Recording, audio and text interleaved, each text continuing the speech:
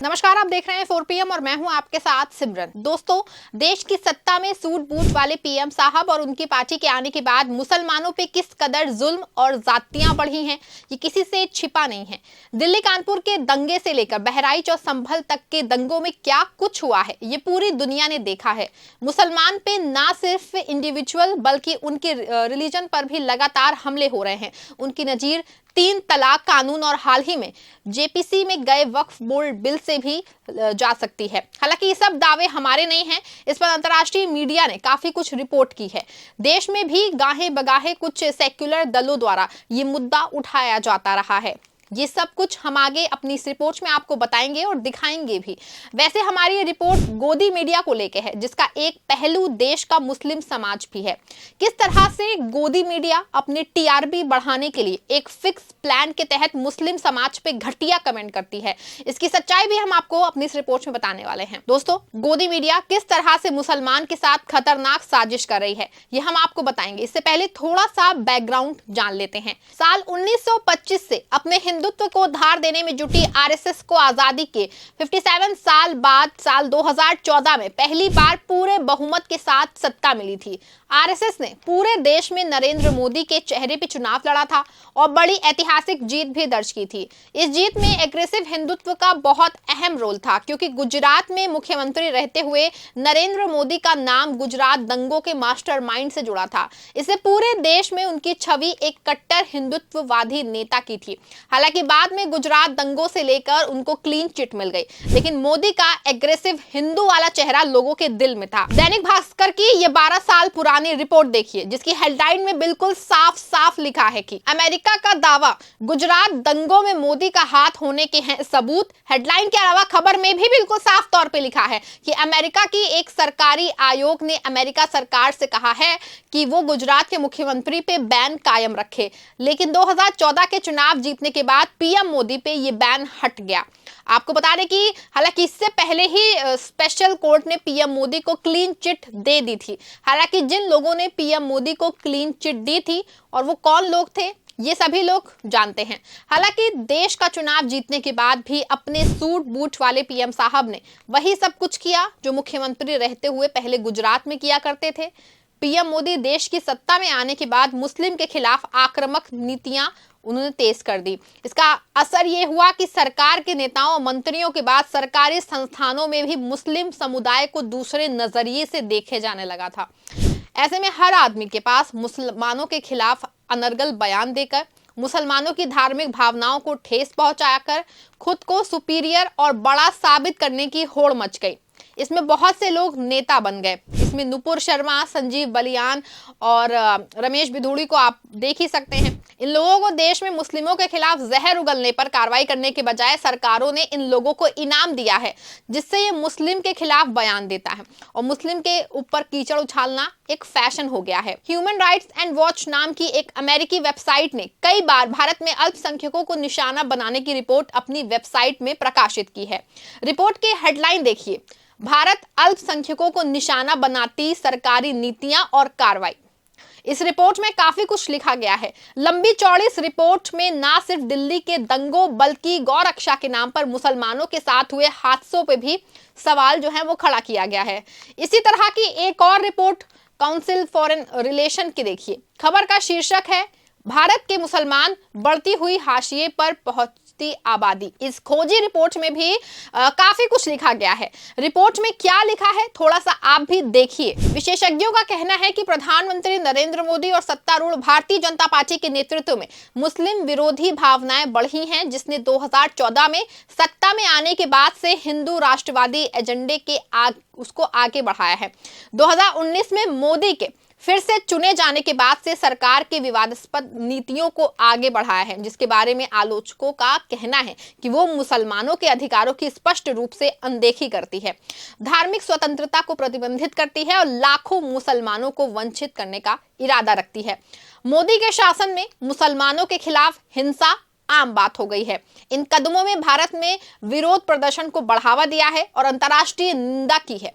भारत में नजर रखने वाले कुछ विशेषज्ञों का कहना है कि साल 2024 में मोदी के फिर से चुने जाने से देश में धार्मिक विभाजन और बढ़ सकता है। देखा आपने, मुस्लिमों के प्रति मोदी सरकार की मंशा को लेकर के अंतर्राष्ट्रीय मीडिया ने क्या कुछ लिखा है, ये दो रिपोर्ट तो सिर्फ नजीर हैं। आप गूगल पे बहुत सारी इंटरनेशनल मीडिया की इसी तरह की रिपोर्ट्स आप खुद देख सकते हैं और पढ़ भी सकते हैं जाकर के, लेकिन इंडिया में इस तरह की रिपोर्टिंग का साहस कोई भी मीडिया हाउस नहीं कर सकता है। कि अगर कोई भी मीडिया हाउस इस तरह की रिपोर्टिंग कर दे तो उसका हाल पिछले दिनों हुए कई मीडिया संस्थानों जैसा होगा। जैसे हम यहाँ उन मीडिया हाउस का नाम नहीं ले रहे हैं, लेकिन इतना जरूर याद दिला रहे हैं कि एक रिपोर्ट के बाद किस तरह से अखबार के कार्यालय पे छापेमारी और ईडी एक्टिव हो गई थी।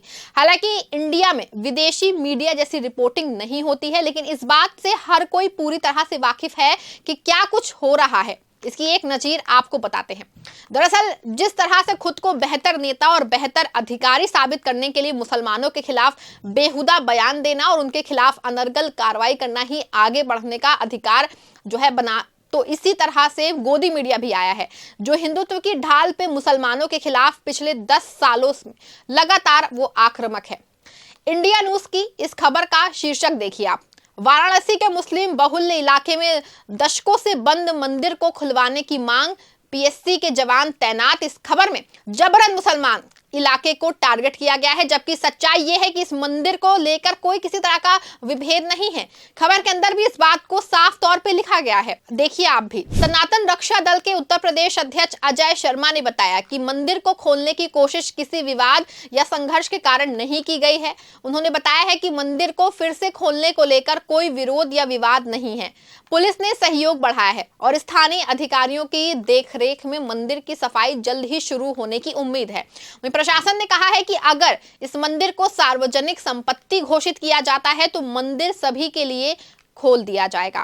खबर में बिल्कुल साफ है कि मुसलमानों को वाराणसी में मिली मंदिर से कोई लेना देना ही नहीं है, ना ही कोई विरोध है, ना ही कोई लड़ाई है। लेकिन मीडिया हाउसों को बस मुस्लिम शब्द का प्रयोग करते अपनी टीआरपी बढ़ानी होती है और खुद को भक्तों की लाइन में उनको वह खड़ा करना है। कुछ ऐसा ही ट्रेंड गोदी मीडिया पिछले 11 सालों से चल आ रही है। अब इसका खुलासा किसी और ने नहीं बल्कि आरएसएस के बहुत बड़े विचारक रहे प्रोफेसर राकेश सिन्हा ने किया है।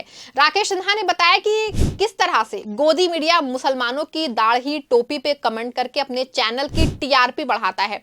दरअसल राकेश सिन्हा कॉन्स्टिट्यूशन क्लब नई दिल्ली में नई दुनिया फाउंडेशन की ओर से future of Indian Muslim in today's India में अपने विचार साझा कर रहे थे। इस दौरान उन्होंने जो खुलासा किया है वो चौंकाने वाला था। राकेश सिन्हा ने बताया कि उनको एक बड़े मीडिया हाउस ने अपने डिबेट शो पे बुलाया था। एंकर ने उनको एक नहीं बल्कि दो बार फोन किया और अपनी बात रखी। राकेश सिन्हा ने मंच से बताया कि उनको चैनल के एंकर की ओर से ऑफर दिया गया कि वो मुसलमानों की दाढ़ी टोपी पे विवादित बोल करके खुद भी ट्विटर पे ट्रेंड हो रहे हैं और चैनल भी चर्चा में आए। राकेश सिन्हा ने बताया कि ये घिनौना खेल कई मीडिया हाउस जानबूझ करके टीआरपी बढ़ाने के लिए करते हैं। सुनिए आप राकेश सिन्हा ने मन से क्या कुछ कहा है। पुरानी बात है, जब मैं राज्यसभा में नहीं था, एक टीवी चैनल से मुझे फोन आया। टीवी चैनल पर तो मेरा एक व्यवसाय बन गया था 4 बजे से लेकर 11 बजे तक बैठने का। आया कि आज डिबेट मैं आपसे शुरू करूंगा। मैं दिल्ली विश्वविद्यालय के रतन टाटा लाइब्रेरी पढ़ता था, वहीं बैठा हुआ था। मैं खुश हुआ कि डिबेट जब शुरू होता है थोड़ी महत्व मिलती है। फिर जिसने कहा डिबेट शुरू करूंगा, एक राष्ट्रीय चैनल था, मैं नाम बताना अनुचित है, वो कुछ पॉज दिया, कुछ बोलना चाहता था लेकिन बोल नहीं पाया। आधे घंटे बाद फिर फोन आया कि आपने बता ही दिया। आधे घंटे बाद फिर फोन आया। मैं कहा देखिए मैं लाइब्रेरी के अंदर हूं और बार बार आप कह रहे हैं कुछ बात है क्या? कहा सर एक बात आपसे बतानी थी। डिबेट में जो एक मेरे मित्र अंसार रजा जी आते थे, तो अंसार रजा आ रहे हैं, मेरी उनसे बात हो गई है, उनको क्या बोलना है मैंने बता दिया। थोड़ा सा आप उग्र हुए, आप बहुत शांत रहते हैं, अच्छा नहीं लगता। तो मैं कहा कुछ बता तो दीजिए, तो मैं ऐसा होता दिखाऊंगा। तो कुछ अभद्र बर्बरतापूर्ण शब्द उन्होंने मुझे कहा बोलने के लिए, दाढ़ी के ऊपर, टोपी के ऊपर। मैं कहा बहुत अच्छा, मैं जरूर बोलूंगा, कुछ और है तो बता दीजिए। फिर आधे घंटे बाद मैंने उसको फोन किया कि ये काफी नहीं है, कुछ और बताइए। कहा सर अब आप जो बोलना है बोल दीजिए, आप दोनों झगड़ा करेंगे, मैं बीच बचाव करूंगा, फिर डिबेट हिट जाएगी, आप भी ट्रेंड करेंगे ट्विटर पर, मैं भी करूँगा, हो गया। फिर उस चैनल की गाड़ी आई, उसका फ़ोन आया कि सर आपसे डिबेट शुरू होना है, नोएडा आने में शाम को दिक्कत होगी, आप जल्दी चले। मैं कहा मैं नोएडा नहीं आ पाऊँगा, मुझे मुंबई जाना है, कोई अचानक काम आ गया। कहा सर अचानक क्या होगा, डिबेट आपसे शुरू करना, मैंने किसी से बात भी नहीं किया, अब मैं किसको बुलाऊँगा। मैं कहा कुछ बहुत ज़रूरत काम आ गया। कहा क्या बताएं सर, कुछ खास बात है क्या। मैंने कहा आपने जो मुझे निर्देश दिया उसका मैं वॉशरूम में जाकर कई बार रिहर्सल किया और अपनी सूरत देखता रहा। फिर मैं देखा मेरी लंबाई भी अच्छी है, देखने में भी बुरा नहीं हूं, तो मैं क्यों नहीं मुंबई जाकर ही एक्टिंग कर लेता हूं।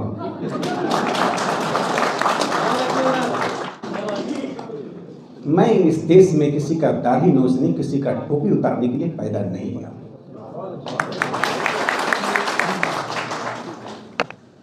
जो लोग उतारेंगे उनसे मैं लड़ने के लिए पैदा हुआ। मैं राष्ट्रीय स्वयंसेवक संघ का स्वयंसेवक हूं, मैं अपनी जिम्मेदारी को समझता हूं। इसलिए मैं एक बात बताना चाहता हूं, हम किसी परिवार के सदस्य होते हैं, किसी स्कूल कॉलेज के छात्र होते हैं, किसी के दोस्त होते हैं, किसी समुदाय के होते हैं, लेकिन उसके बावजूद भी हम स्वयं में एक व्यक्ति होते हैं। मैंने उस वक्त अपनी जिम्मेदारी समझी, उस हल्की लोकप्रियता से बचते हुए मैंने उस दिन से कम उस चैनल पर मैं ये घटना 2016 की है, 25 हो गया, 9 साल में उस चैनल मुझे नहीं मिला है। देखा आपने कि राकेश सिन्हा ने गोदी मीडिया के गंदे खेल को उजागर कर दिया है। गोदी मीडिया जानबूझ करके मुसलमानों की आस्था के खिलवाड़, खुद टीआरपी बढ़ाने का काम कर रही है। आप गोदी मीडिया को लेकर क्या सोचते हैं और गोदी मीडिया के गंदे करतूत को लेकर आपका क्या मानना है, हमें कमेंट बॉक्स में जरूर बताएं और देखते रहें 4PM। धन्यवाद।